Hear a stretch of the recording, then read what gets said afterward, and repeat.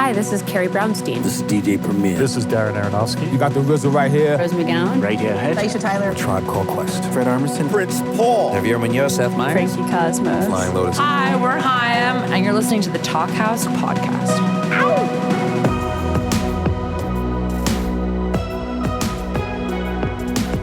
Hello and welcome to the Talkhouse Podcast. I'm Josh Modell. On this week's episode, we've got a great chat between two rockers whose bands tuck classic-sounding songs into punk-inspired packages. It's Brian Fallon of the Gaslight Anthem and Greg Barnett of the Menzingers. Now, the Menzingers are one of those bands that are sort of easy to take for granted. They've released a steady string of punk anthems for 20 years, and their songs are as reliable as the sunrise. But when you step back and take a look at their catalog, it's pretty massively impressive. The Scranton, Pennsylvania band just released their 8th album, Everything I Ever Saw, and it's as big and catchy as you'd hope. They'll head out on a big US tour this fall with one of their big inspirations, Hot Water Music, in the opening slot. Check out Chance Encounters from Everything I Ever Saw right here.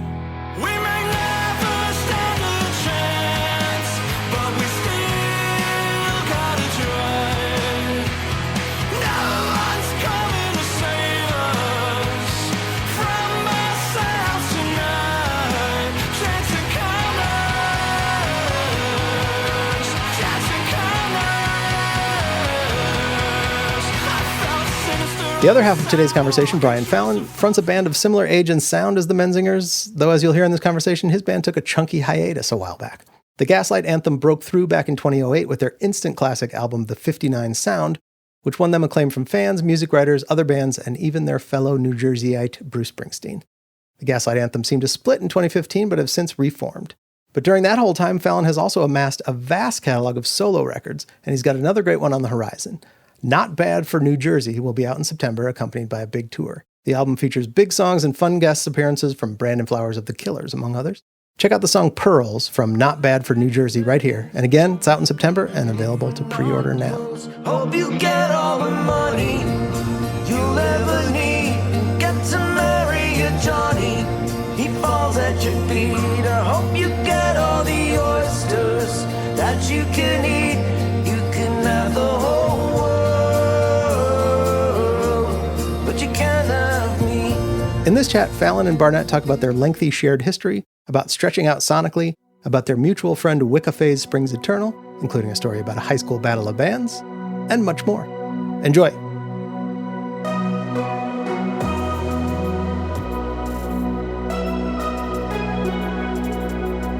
Brian, what's up? What's been going on?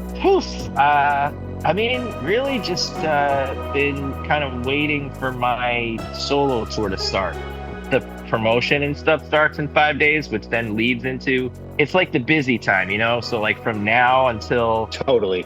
Yeah, it's like that now until October jitters, because that's my window. Like, and I won't be done until November. Okay. You know that feeling? It just doesn't go away. It's like you feel like you have to do everything right now. I know, and I forget it every time. Because I'm in that too right now. Like the album is just about to come out, and I've had all this other life stuff going on. I was just like, had to fly in for a wedding. I got like kids stuff, like, and then I'm just like, oh yeah, just interviews, this and that. But then you forget that like when you're about to release the album, there's just so much stuff to do. There's so many decisions. There's so much like artwork stuff and all of that. We're doing like in-store, so we're like practicing for like the acoustic thing for the in-stores. And yesterday we're like, oh shit, we got to like rearrange all the songs. It's like all this stuff that like you don't really think about. I think like for me, I'm always like, once you write and record the album, then you're like, okay, cool, done, time to go on tour. But you're like, there's so much extra stuff you have to do. It's new every time, and I always forget. But you got a good tour here. This is the tour with Hot Water Music, right? Yeah, that's going to come up in September. Yeah. Dude, that's incredible. I got my dog here he only has, like, when anybody knocks on the door, he's only got kill mode. That's it. So it's nice. Lucky is his name. Let me see. You want to look at Greg? Look at Greg. See him? Hey, what's up, buddy? Say hi. Hey. He's a giant. He's a little German Shepherd, but he's big. Nice. Very big. Yeah, nice. So, protects the house. You got a dog? I don't. No dog. We have a 9-month-old in the house. She's crazy. Yeah. So she's, she's, it's so funny. Like we're first-time parents, and we had all these ideas of, all right, we don't want the kid to like, it's our house, right? We don't want like we don't want kid stuff everywhere. And like, I look at my living room right now and it's just like a play place, you know, there's every little thing to entertain them, right? It's like, you know, that was just so quickly thrown out the window. That's the life though. Mine are 13 and 11 now. So they're fully grown almost. And it's like, it really does. It takes your whole everything, and they don't ever stop that. Like even now they're still all over, like all their stuff is everywhere, but yeah, right. Oh my gosh. But you know, it's cool when they start talking back to you and you can like think, you know, and talk to them, and like they have like that's really cool. But I'll tell you that baby period I miss it. It was nice. It's hard, but it was nice. Yeah. That's the thing. I mean, you know, it's so hard to forget because there's always the next thing that's happening. So now I forget like what newborn was like because I'm just so in this. But yeah, you know, it's been awesome. What was it like touring with little kids? You know, is that hard? For each one, I took some time off. Like I took a couple months off, probably, you know, like 6 months or so off or whatever. But my son, I didn't bring as much because I think it's like he was first, so he's like more scary.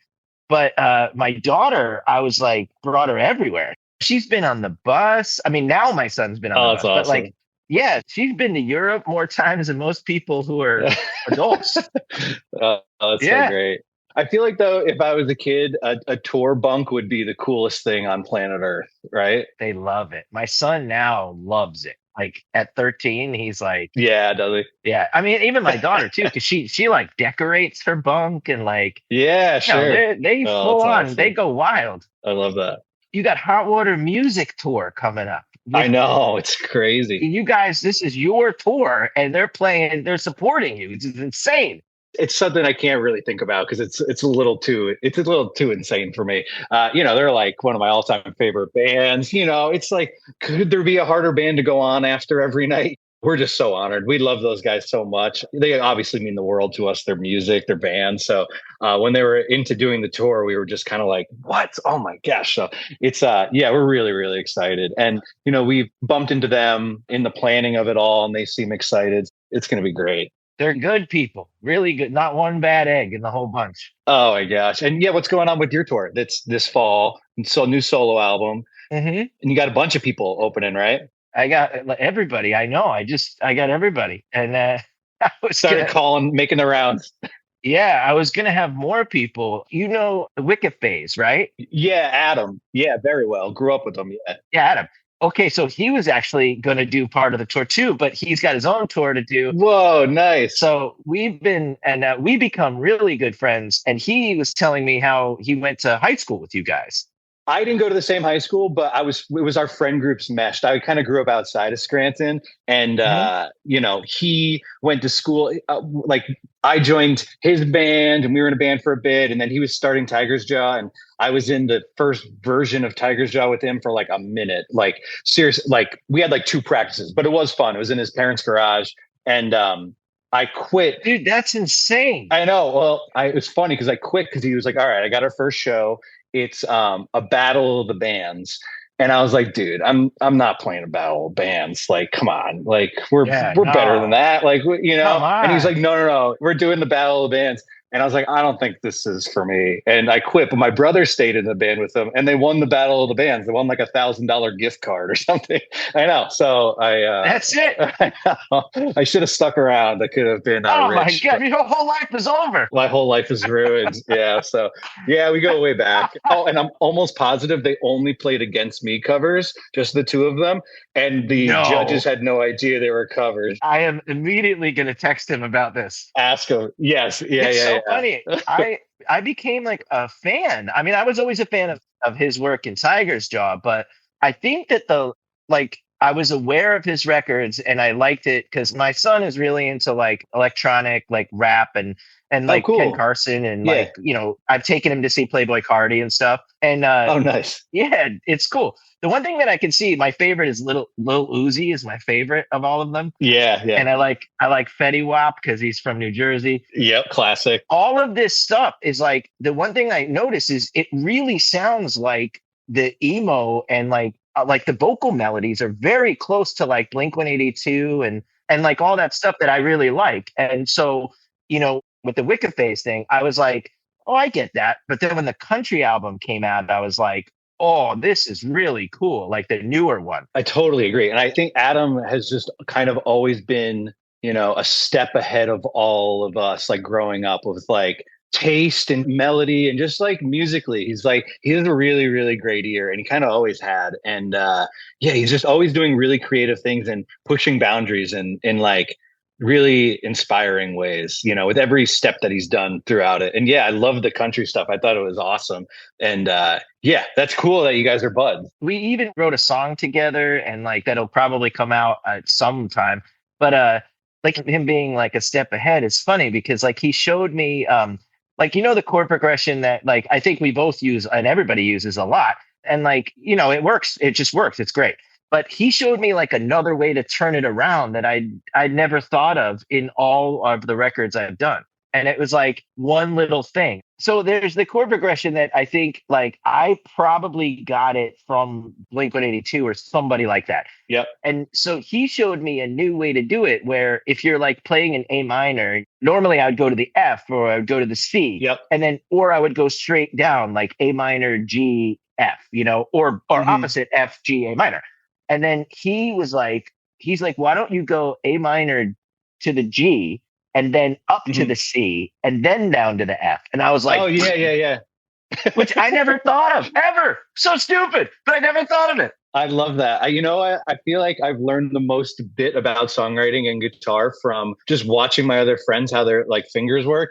I forget who it was, but I remember seeing somebody form like a D chord and then put the B, as the root and then play that chord. And I was like, oh, that's awesome. Just like blending the D and the B minor together. It's like Brad Cook, who produced our, not the newest record, our last record, is just like the best chords are like androgynous chords, make them like a mix of everything. And I was like, you're so fucking right. Like, I love just that big openness of everything. And you're kind of like, there's some bits of everything, and it just makes for the best music. One little switch, and all of a sudden it opens your brain to be like, wait, now I can get that melody to fit where I need it to fit and everything.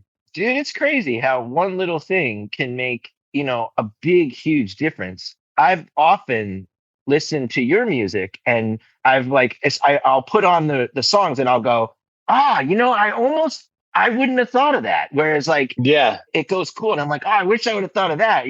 You'll use chord progressions that I think are like, and Tom does it too, where you'll really like, you do something where it's like, it feels like, oh, I'm familiar with that. But then it's like, oh, here's this other thing. There's been a bunch of times where I've listened to Menzingers songs and I've been like, I should take that, That's awesome. Like when you're writing lyrics, are you writing them with the chords at the same time? Or is this like, I have a notebook full of lyrics and I'm kind of like, I see that. Like, what's your approach with that? Oh, so I've had the same approach for a long time. I have titles. I write down titles all the time. So like I'm always looking at in bookstores or anything, but no lyrics. Like I don't write down lyrics. Okay. Except for when it comes like when I hear like a melody or a chord, or like you said, like when somebody shows me something or I hear a new song that catches my ear, and then I'll go and try to figure it out. And then I'll try to like play it. I'll put it down and forget about it and then go back to it. And once something like, you get that feeling where it grabs you and you're like, this is a song. And then I just go to the page and I just start writing anything like to get it done, like any structure at all. I'll write the dumbest lyrics ever, but like I'll have my verse and I just am looking for the shape of the song. And then I go back to it. Then I fill in the story of what it should be. That's awesome. Do you do a lot of editing? Like, would you go back and kind of be like, all right, this line I can make better or whatever? All the time editing. So like, and the only demos I make are on my iPhone. I don't make any. I just play and sing. No Pro Tools or anything like that. No. Yeah. No, because I love that. I used to do it, but it would drive the guys insane. Like especially Benny, he would be like, "Dude, let me get at it. Let me write a beat." And like, how do you do it? Like, you know what? I'm kind of reverting back to old school because I got so into the like building the song out in like Logic And I build it out and it's kind of the same thing. And I remember I talked to Benny about this once because I'm like, Benny, I've been building these songs. I put the drum beat and I'm like, drummers, they don't like that. They don't like hearing, they want to do their own thing. He goes, oh man, I know the feeling, like how Joe feels. You give him a song and he's just like, yeah. So I get that.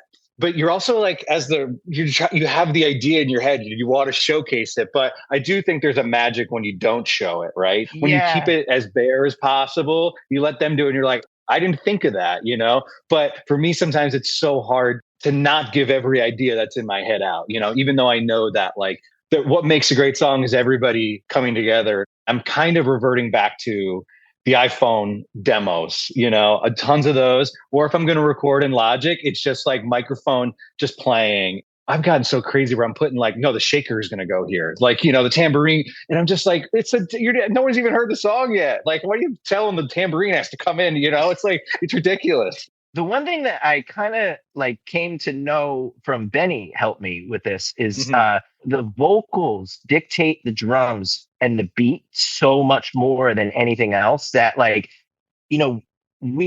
where our accents fall on, specific words, like when we're playing the song. I had no idea that drummers are listening for that. You want your kick pattern to fall with a vocal hook to really accent it, right? So it's it's all happening together. And I think what I found too is that when I've been trying to simplify and just focus on lyrics and melody, if I don't have to think about so much, which I don't have to, bandmates tell me don't do so much, all of a sudden I'm I feel like I'm more focused on the task at hand for what I need to bring to the table. I feel like we've both been around a long time and we've made a lot of records, and you've made a lot of records where I think people can now say oh, that, they hear a song and they go, oh, that's the Gaslight Anthem. Or they hear a song and they go, oh, that's the Menzingers. And it's cool.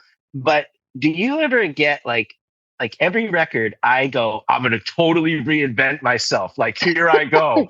And then it always sounds the same. It just sounds like me. I know. I think you get so tripped up. We're okay, we're going to put horns and we're going to put synths. We're going to do this. And I'm no one can. It still sounds like us. It's it's hard to take what we do and make it so drastically different. Yeah, that's really funny. And I one thing I was been thinking about, because now we're in the, singles are coming out. You're having the same thing. I've been thinking about what people tell me in real life versus what I see on the internet.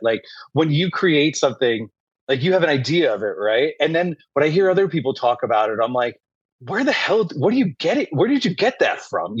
But when I talk to my friends, it's more in line with how I think about our music. So do you read comments? Do you read reviews? Or do you? No. So I used to, and up until my first or second solo album. And I literally needed mental help after that. It was the comment section of the internet, specifically vibrates to my specific frequency of mental illness. And it doesn't, I was crippled. Part of the reason that the Gaslight Anthem took a break was because we were all so we believed everything bad that people said and not necessarily the good, to the point where we got inside ourselves and we were like, dude, I don't think we could do this. And I know that Benny felt the same way as I did. What about you? Do you? Well, just to talk on that too, that's such a shame. When I think about the Gaslight Anthem, Get Hurt, there was a lot of people talking about it, but now when I see everybody online, that's their favorite record, so it's Which is nuts. It's they're so quick to be angry about things. And then you just give them a little bit of time to digest something and they're just this is my favorite. It just doesn't feel like the real world. It's the dear you clause. I know it is. Yeah. It's with time, everybody loves these things. So I was just it's wild. So I do read the reviews at the very beginning and then I stop because I'm kind of with you.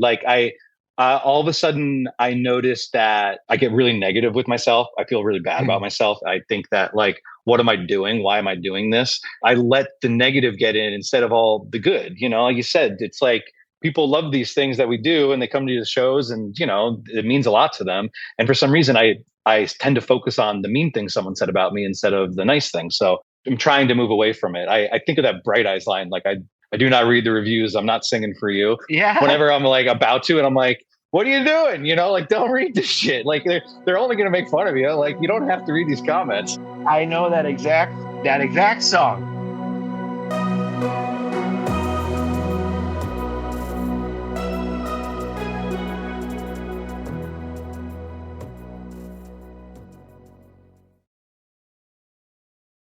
Craig Finn said to me one time, he goes, he's like, everybody else's songs are real songs. And our songs are they're just our songs.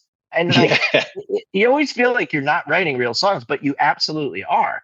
And, I think from a distance, like I've always said, like, especially during the time where Gaslight Anthem was on a hiatus and I would watch you guys and I would be like, I was like, I wish it could just be more like that, where like the Menzingers guys all seem like, they just seem chill and like people like them and like that's it. And they don't care and they just like do their thing and they're having fun and they're friends and whatever. And you never think about like the inner stuff that's going on. But it's so true. And I think that there's something about the music industry that makes you, you're always looking for the next thing. And you're just like, it's so difficult to just enjoy what's happening in front of you, right? Because it's like, like labels, management, to like booking agents where it's like, you did this room this time, you're going to do this one the next time. And then if it doesn't go the way that they planned, it's like, is the band's like not as popular, like, and then that gets in your head and you're just like making decisions of just like, well, that's not the decisions that we set out to make. We're here to have fun and do this. You're always looking for somebody else and being like, they have what I want, So it's like, I don't know. True, I think about that kind of stuff a lot. Yeah. Like you see it's really true. The big band headlining at the festival with like the coolest gear in the world. You're like, that would be the dream. And then you see them backstage and they just screaming at each other after the show or something. And you're like, how did that happen? It's really true. I think going on tour with bands too, you see a lot. You're like, whoa, like, yikes, I don't want to be in that situation. Yeah, sure. So you guys, your new record is coming out this month? Yeah, it comes out on Friday. We recorded it last October. So, you have that wait, and that wait it always trips me up of like, staying present with it because you created it and it almost feels like you're done, but it's like, it's all about the start. So you're kind of like that push and pull is like really odd to me, Totally. And this is called Everything I Ever Saw. You always have great titles for your records. Thanks. I really like them. And I like After the Party is like genius. Yeah, all of them. I mean, like Rented World, all of them. But Everything I Ever Saw, what's that about? I love this. Oh, thanks so much. That became the hook of the title track. Like, not to get too sappy, I guess, but like, me and my family, we all watch like at Thanksgiving, it kind of almost became a joke. We watch like home videos like after Thanksgiving dinner. And there's like, 30 of us. And, my grandma, she's super old. And they were showing her videos of her. And, she's my age in her early, in her late 30s. I'm 38. She's like, these are pictures of her when she's 38. And I just looked at her and, I think of that line, like she watched her whole life and, she's reminiscent, like we're all like, look at you at this age. And it was like, that's like the best, that's like the best time in her life, like that she's looking back, she's smiling about. And I'm like, I'm in that now. So I'm like, I just wanted to be at that age when I'm 93 and look back and be like, I just want to remember all of this. It just kind of summed up in that. It's kind of summed up in like, the band like turned 20, which is like awesome, but it's also this like, this thing that you're kind of afraid of where you're just like, well, you don't want to be like the nostalgic act where you're just looking in the past and doing everything. So I'm like, how could I take that idea of wanting to remember and to enjoy this whole career that we've had, but still be able to look towards the next 20 years. So I don't know. It's kind of all tied up in that, I guess. I always get encouraged whenever I see like, especially the Bouncing Souls. They're like the beacon of light to us because they've always been like our older brothers right there in New Jersey, but they never, they never stopped being like cool and they never stopped like believing in the thing that they did, And they have fun. We just played a show with them in Mexico City, and I've played hundreds of shows with the Bouncing Souls, and they're all been amazing. But this was something I've never seen before. The crowd was like, they were psychotic, and it was so awesome. They've been playing with them for over 10 years, 15 years. And I was like, that might have been one of the best Bouncing Souls I ever saw. I just love watching musicians age gracefully and do what they love and put all their effort into it. So, Yeah. I mean, like you said, they're older brothers and kind of, taught us, and I'm guessing taught you guys a lot too. Yeah. It's like, damn, I was actually thinking, I was like, when did we meet? I know Asbury Lane's days, like I don't know, do you remember the 59 Sound record release show, the Warehouse or something? It was like a house show, the secret one. Do you remember this? No. Oh, yes, I do. The New Brunswick, I think. And I think, am I mixing that up? There was a time when we were also at one of your houses where we were all on tour. You stayed in Scranton. That was definitely 59 Sound era. But there was a house show you guys did before the album came out, just for like friends. And we played it. It was like in New Brunswick. And I remember it was Benny or somebody was telling me it was like a famous, like old, like where everybody used to live and play and everything. Oh, okay. It was probably like Jeff Rickley's house or one of those guys. Probably something like that. Yeah. I was like, I feel they all lived there. Yeah. I'm like, I think though, we played together even before that. Like, those years are kind of blurry, like the 2006, 7, 8. Same. It's really funny though, because you're almost 10 years younger than us. You're like 8 years younger. Yeah. So, but your band is turning 20 and our band is turning 20 next year. Which is crazy. Oh, really? we turn 20 next year. So I love that. How does 20 years as a band, how does that affect? Is it like celebratory? Is it kind of like scary? Well, I like it. I thought it would be scary. 10 years was scary. But 20 years feels like really good. But also too, we missed like 8 years. Like there was like That's 8 true. years, which is nuts. Like I look back on that time and I'm like, you got to subtract that from your thing. Yeah. Dude, like what the hell, man? Like we could have really, it's so insane to me now that there was that much time like missing. But I feel like I did when I was 30 and I still feel, excited and everybody's still, really excited to be in the band. I guess it's not bad. It's doing all right. Yeah. I mean, it's kind of like, it's the ultimate dream, right? You have to be able to do it year after year and people still want to come to the shows and listen to the music. Like that's really, the best thing that you could have. So are you turning 20 this year or next year? This year. This year. Yeah. So we should try to do is get our people together next year. We should do the touring in our 20s and tour together. I love it. You know what I mean? Like you guys and us, because we've never done like we've only done DIY tours together, like with Fake Problems or both of us were like in vans, like really with not a lot of, we've never done like a tour together as big bands. Yeah, it's true. I don't know why we haven't. I think it happens with your guys' break, because I think we would have started around that time. Absolutely. And then when you guys when you guys got back together, like we were always trying, but there was always something different. So we gotta do it now. Finally, we actually just toured with Joyce Manor for the first time.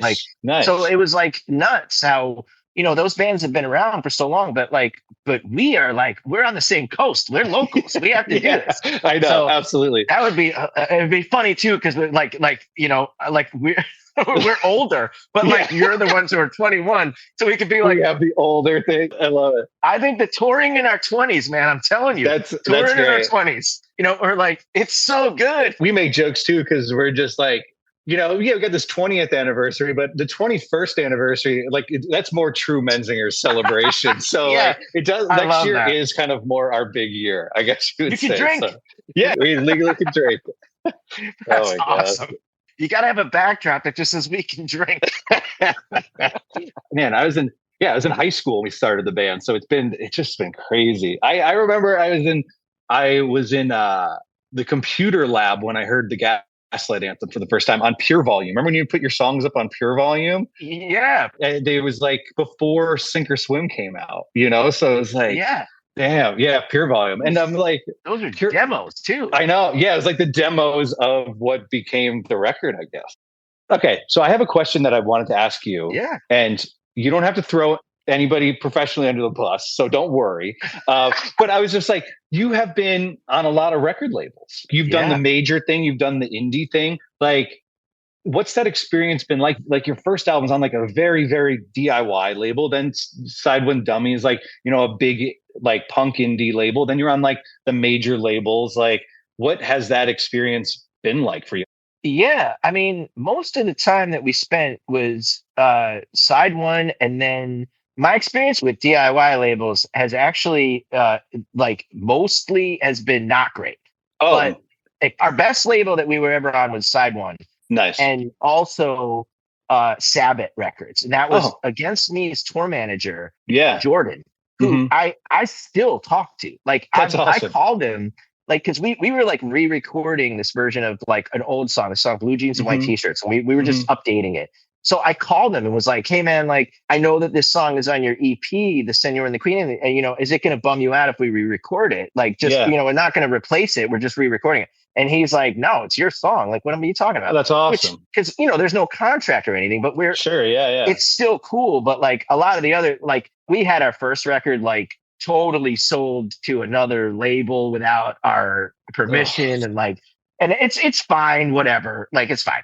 Even the major though, it was like, it was okay. Like we kind of like got out of it at a really good time, where when the band went on hiatus, we had done the 2 records with them, and you know, so we were kind of like not really in it. We only signed very short term. Oh, that's good. Yeah, dude. Side one taught us that. They were like, everything you do. So, you know, we tried to only do like 1 record or anything else. Like, and now, you know, when we came back together, we were like, all right, what do we want to do? Do we want to sign to a label? Do we want to, you know, but we said, you know what, we've put our entire lives into this band, and I think it's time for us to do it. You know, so we just like, all the records that we've done now are licenses. So we just own them. How's that experience been? Do you have to do like a lot more like legwork? Yeah, but it, you know, I love it when I get paid, and I hate it when something goes wrong. Yeah. So I hate it because it's like, you know, if they like send a bunch of copies or they press too many copies, like, you got to eat it and you got to pay for it. They're sitting in your garage. Yeah. Yeah. But I will say that, like, you know, it's gone not bad for us. Like, it's okay. That's awesome. So, I mean, that's really cool. I still think that there's good labels though. And I do see the need for a label, you know, and I think like you guys have been on Epitaph for a long time. It's like 14 or 15 years now. So the majority of our career, we just continue to, we kind of did the same thing. I have really, you know, short album deals, but we just continue to re-sign because they've been so good to us. And, you know, we kind of thought of this licensing thing too. And we've gone back and forth with it too. And Epitaph has just been awesome. I think Epitaph is definitely one, like we've talked about, like Epitaph would be, if Brett ever came to me and was like, I want your band, we would just do it. But also if side one was functioning at the level that they were functioning back then, because they're not really putting out records now. They just are like more of like a catalog thing. But if like Joe and Bill were like, hey, you know, we're full in now. Like, I think like that kind of like, those are the two, like, or those are the two experiences that I could say, like, I would do that. Whereas like, I don't know, like some people need a label, but now it's a different world. It's totally a different world. Yeah. Like Epitaph, I cannot sing their praises enough. We've been just so fortunate and lucky, and we just love every single person there. And they've just, you know, they've like triumphed the band at times when we just really needed it and always believed in us. I love them. We've had a great experience. But yeah, I'm with you. It's like, you know, some bands are just like, why the hell would you sign to a label? It's crazy. So, you know, who knows what the future holds, but God, they've been amazing. So, and I'm glad to hear it. Side one's been awesome for you guys too. I think that like the remainder of your time is like well spent there. Like, you guys are doing well. You know, one thing I could say that I've learned in my time is don't change it. If it's going well, don't change it. True. That's the biggest thing I could tell you. Like, it's hard to find a good home for your band that will allow you to grow. And I've watched like the bands that Epitaph has done. I think Frank Turner's still on Epitaph. I think so. Yeah. You know, like the Souls, Hot Water, they all say great things about the label. And that's one of those places where you see the artists kind of growing. Yeah. And they're doing the right thing. They're doing the things where you're like, I've never seen you guys do anything embarrassing. Yeah, totally. Just having that support and having, you know, bouncing ideas and stuff too. It's, you know, I still get like pretty nervous talking to Brett. He's like, you know, an idol. So it's like, it's funny. I mean, legendary songwriter. I know. So it's just like, it's cool. You get a little just like, oh my God, holy hell, we're on. You're calling me? Me? It's a good thing, man. I think that we're lucky. We're really lucky to be able to do this. Truly, because we're grown-ups and we're in a band. That's what we do for a living. I know, and you're just like, you hit the lotto. It's like, this is kind of an unbelievable experience that you get to do, and it's awesome. Yeah. So I'm trying to think, what else did I want to ask you? So you got all right. So how does solo versus band? How do you balance both? Is it like I need to put one on pause to do the other pause, or you kind of just mesh both worlds together?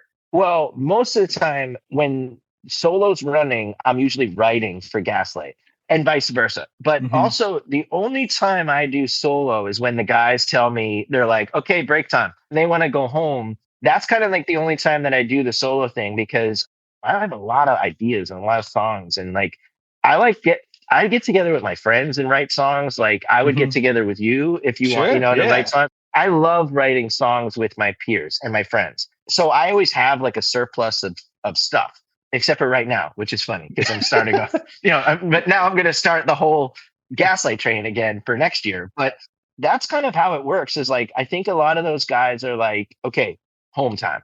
And then it's like, all right, cool.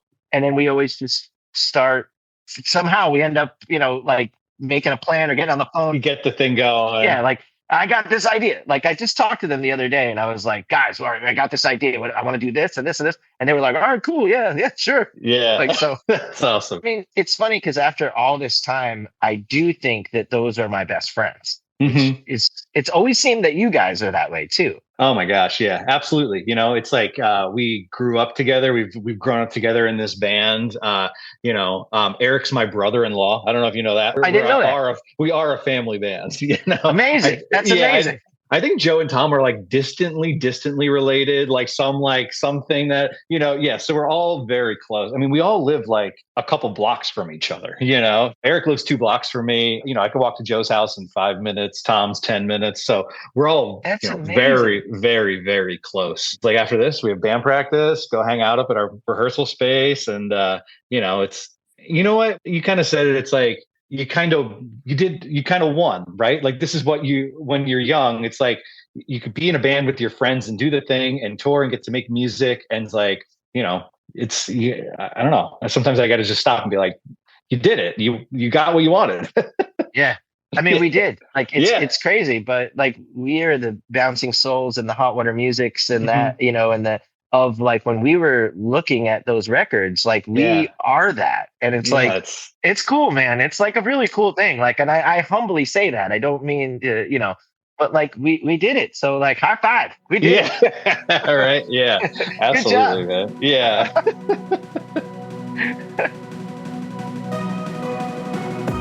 Thanks for listening to the Talkhouse Podcast, and thanks to Greg Barnett and Brian Fallon for chatting. If you liked what you heard, please follow Talkhouse on your favorite podcasting platform and check out all the great stuff at talkhouse.com. This episode was produced by Myron Kaplan, and the Talkhouse theme is composed and performed by The Range. See you next time.